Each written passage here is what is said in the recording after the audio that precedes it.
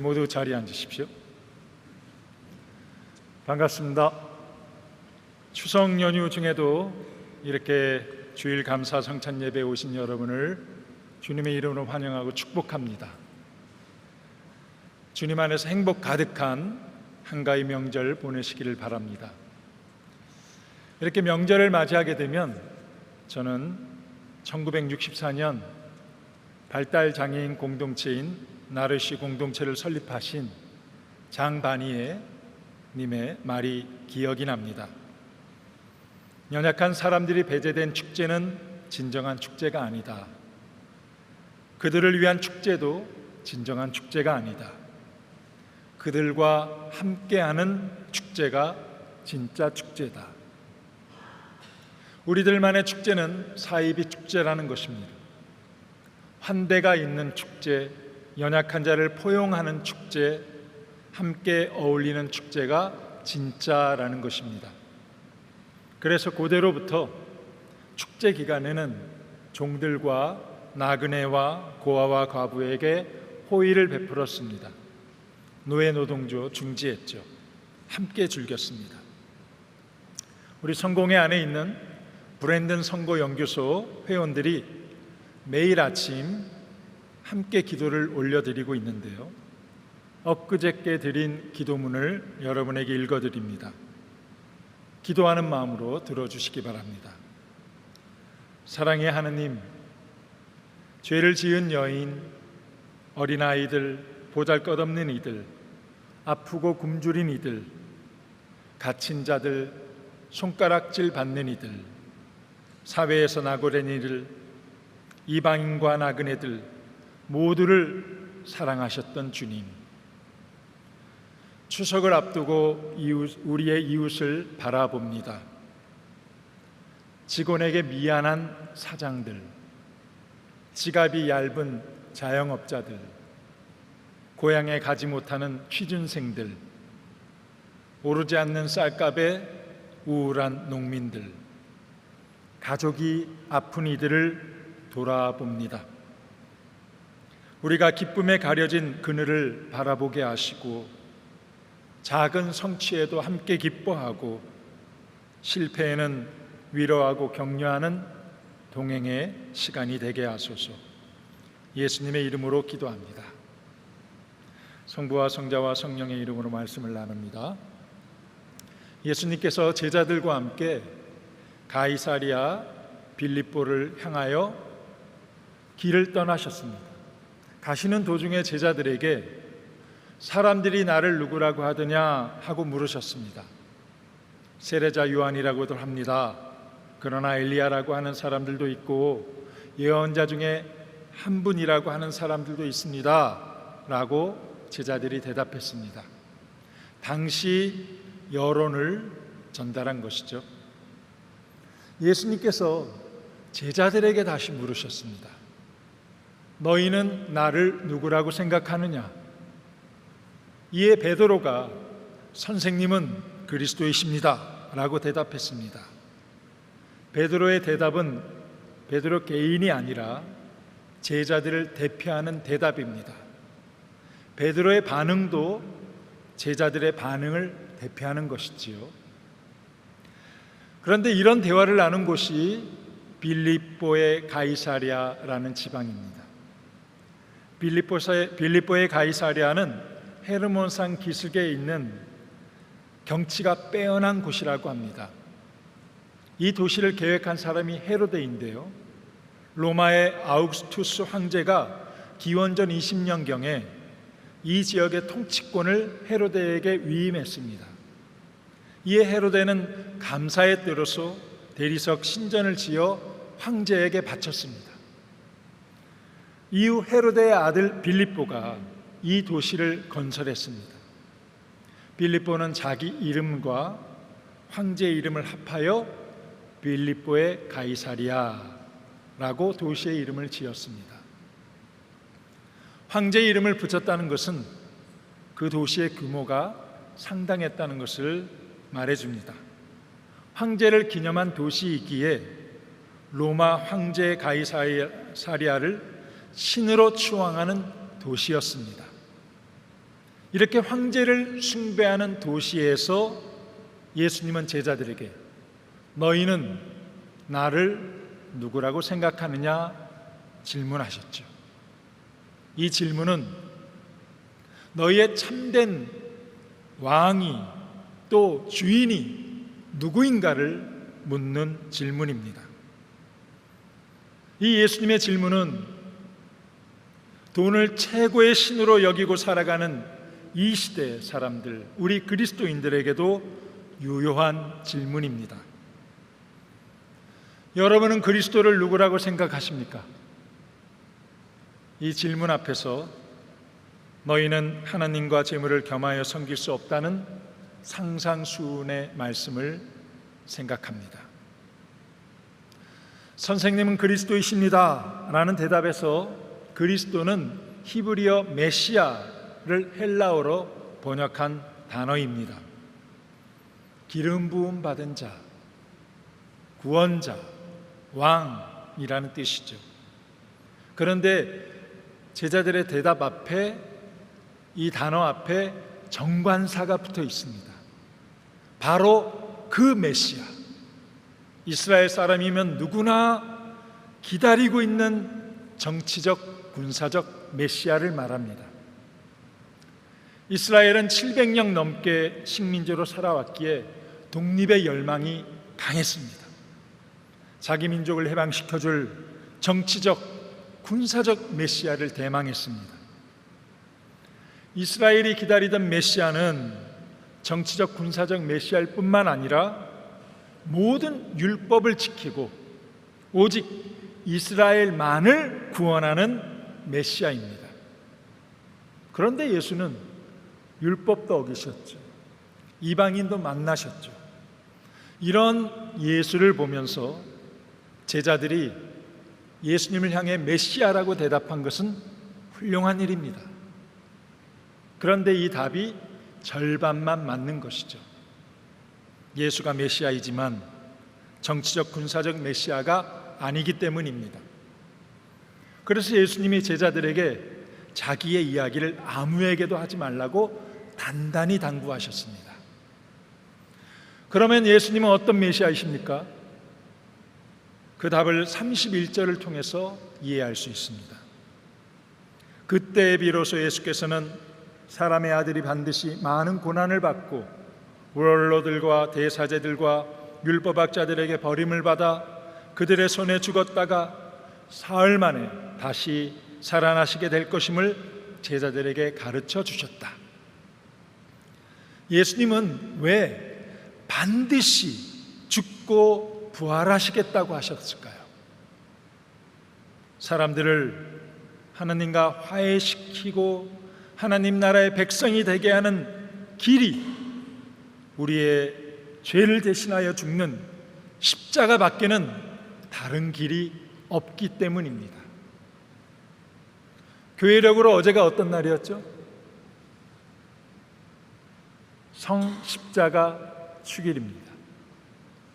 우리 성가수도의 설립일이기도 하죠. 어제 성십자가 축일 본기도가 이렇습니다. 전능하신 하나님, 성자 예수 그리스도께서는 십자가에 달리심으로 온 세상을 주님께로 이끄셨나이다. 비오니 구원의 신비를 기뻐하는 우리가 자신의 십자가를 지고 주님을 따르게 하소서. 오직 십자가만이 하나님과 화해하는 구원의 길입니다. 예수님은 이 일을 이루시려고 이 땅에 오셨습니다. 이것이 예수 그리스도의 사명이며 하나님의 일입니다. 이 일이 예수님께서 이 땅에 오신 목적이기에 32절을 보니까 십자가와 부활의 예고를 명백하게 하셨습니다. 그런데 이 말을 듣고 베드로가 예수님에게 결코 그런 일이 있어서는 안 된다 하며 말렸습니다. 그런 일이란 앞서 말씀드린 대로 예수님께서 죽으시고 부활하심으로 우리 인간을 하나님과 화해시키는 하나님의 일입니다. 말리었다는 표현이 개역 성경에는 예수를 붙들며 항변했다라고 번역되어 있습니다. 항변하다라는 말의 헬라어 원어가 에페티마오인데 예수님께서 사탄을 꾸짖으실 때 사용하는 단어였습니다. 이런 단어를 사용해서 제자 베드로가 스승 예수를 심하게 꾸짖은 것입니다. 왜 그랬을까요? 베드로를 비롯한 제자들이 예수님과는 다른 메시아관을 가지고 있었기 때문이죠. 그리고 그 이면에는 예수님이 혁명을 성공해서 왕위에 오르면 한 자리를 차지할 수 있겠다라는 자신들의 욕망이 있었습니다. 그런데 예수님께서 자신들의 욕망과 생각과는 전혀 다른 말씀을 하시니 욱하며 예수님을 꾸짖는 그 일이 발생한 것이죠. 이에 예수님께서는 우리가 잘 알고 있는 말씀을 제자들에게 하셨습니다. 34절입니다. 나를 따르려는 사람은 누구든지 자기를 버리고 제 십자가를 지고 따라야 한다. 자기를 버리고 제 십자가를 지라는 말씀은 오직 하나님의 뜻을 이루는 삶을 살기 위해서 필요한 우리의 믿음의 태도를 말하는 것이죠. 버리고 제 십자가, 이 두 말은 같은 의미의 동어 반복입니다. 그 의미는 자기와 무관한 사람으로 내가 나를 대하는 것을 말합니다. 누가 나를 비방하면 듣고도 무관한 것처럼 여기는 것입니다. 나와 관련된 모든 것을 나와 무관한 것으로 여기며 오직 주님만을 따르는 것을 말합니다. 그래서 초대교회 신자들은 박해와 고문으로 인한 육체적인 고통을 당해도 그 고통을 당하는 몸을 나와 무관한 것으로 여기고 기꺼이 순교했습니다. 이것이 십자가의 길, 제자도입니다. 이렇게 오늘의 복음을 살펴보다가 스승이신 예수님께 호통을 치는 베드로의 그 모습이 마치 우리들의 모습 같다라는 생각이 들었습니다. 우리도 누군가 대화하다가 의견이 부딪히고 내 생각과 다르고 그러면 욱하는 경우가 왕왕 있으시죠? 그때 무심코 내뱉은 말이 상대방의 마음에 상처를 남기고 관계를 깨뜨리고 내가 속한 공동체를 힘들게 하는 경우도 있습니다.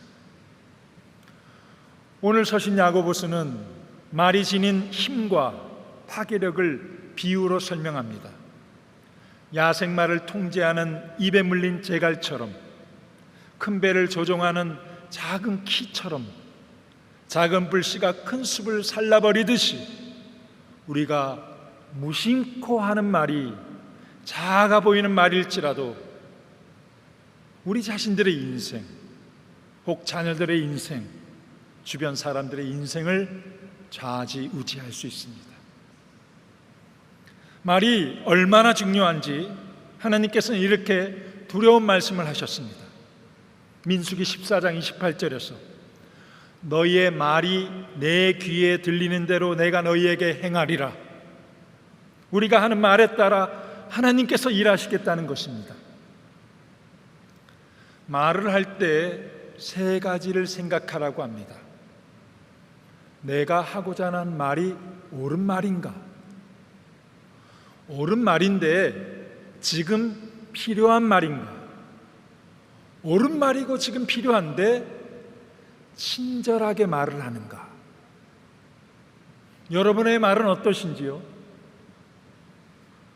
오늘 서신을 통해 주님은 우리가 말에 실수가 없는 완전한 사람이 되기를 원하십니다. 어떻게 그렇게 될 수 있을까요? 오늘 서신을 보면 이런 말씀이 있습니다. 같은 샘 구멍에서 단물과 쓴물이 함께 솟아나올 수 있겠습니까? 네, 형제 여러분, 무화과나무에 어떻게 올리브 열매가 달릴 수 있으며 포도 넝굴에 어떻게 무화과 열매가 달릴 수 있겠습니까? 짠물에서 단물이 나올 수는 없습니다. 샘에서 물이 나오듯 나무에 열매가 열리듯 말에도 근원이 있는 것이죠. 말의 근원이 마음입니다. 사람의 내면에 담겨 있는 것이 말과 행동을 결정짓습니다. 마음에 따라 단물과 쓴물, 축복과 저주가 흘러나옵니다. 그래서 마음을 잘 관리해야 하는 것이죠. 말에 실수가 없는 완전한 사람으로 성숙할 수 있는 것이죠. 마음이 꽃처럼 고와야 꽃처럼 예쁜 말이 나올 것입니다. 오늘 일독서 이사야를 보니까 주 야훼께서 나에게 말씀실을 익혀주시며 고달픈 자를 격려할 줄 알게 다정한 말을 가르쳐 주신다고 합니다. 아침마다 내 귀를 일깨워 주시어 배우는 마음으로 듣게 하신다고 합니다. 그래서 이 말씀대로 우리는 아침마다 주님 앞에 나아가 주님의 음성을 듣고 주님의 사랑으로 내 마음을 가득 채워야 합니다. 그럴 때 무엇이 옳은 말인지 지금 필요한 말인지를 분별할 수 있고 사랑으로 친절하게 격려하고 권면할 수 있게 됩니다. 베드로전서 3장 9절에 보면 예수님께 욱하며 항변했던 베드로가 이렇게 말을 해요. 악을 악으로 갚지 말고 욕을 욕으로 갚지 말고 도리어 축복해 주십시오. 예수님의 십자가 부활을 경험한 베드로는 이후 자기를 버리고 제 십자가를 지고 주님을 따라가고자 아마도 아침마다 십자가를 묵상하며 자신의 마음을 그 사랑으로 가득 채웠을 것입니다. 우리를 위로하시고 격려해 주시는 사랑의 하나님은 우리도 서로 위로하고 격려하며 일치를 이루어 나가는 사랑의 공동체를 세워 나가기를 원하십니다. 그러기 위해서 아침마다 주님 앞에 머무르며 십자가의 사랑으로 마음을 채워야 합니다. 자기를 버리고 제 십자가를 지고 지는 믿음으로 예수님을 따라가야 합니다. 그럴 때 여러분은 생명을 살리는 말과 행실로 하나님의 일을 이루어가는 주님의 제자들로 서게 될 줄로 믿습니다. 잠시 눈을 감으시고 침묵하는 시간을 갖겠습니다. 오늘의 말씀을 기억하고 되새겨 봅니다.